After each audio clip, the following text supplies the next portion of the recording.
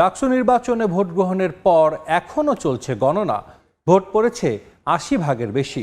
কারচুপির পাল্টা অভিযোগ করেছেন প্রার্থীরা। এই মুহূর্তে ঢাকা বিশ্ববিদ্যালয়ের সিনেট ভবনে আছেন সহকর্মী মনির হোসেন, টিএসসিতে আছেন তোহা খান তামিম, আর শাহবাগে আছেন আতাউল কাউসার।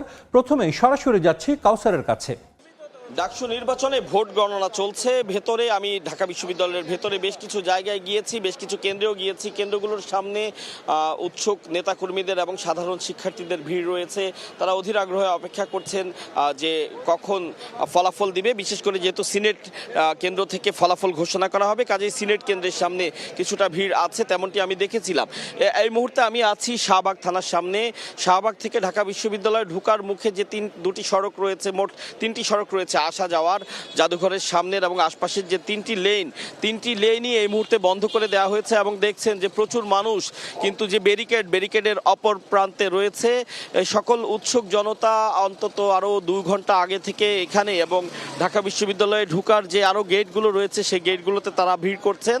আমি এখানকার পরিস্থিতি যেমনটি বলছি একটু আগে, আমি নীলক্ষেত এলাকার দিকেও গিয়েছিলাম। নীলক্ষেত এলাকার মুখেও একই অবস্থা। কাঁটাবন থেকে নীলক্ষেতের দিকে প্রচুর মানুষ হেঁটে যাচ্ছেন এবং নীলক্ষেতের দিকে যে সেখানেও ব্যারিকেড দিয়ে রেখেছে পুলিশ এবং প্রচুর মানুষ সেখানে ব্যারিকেডের মুখে অবস্থান করছে।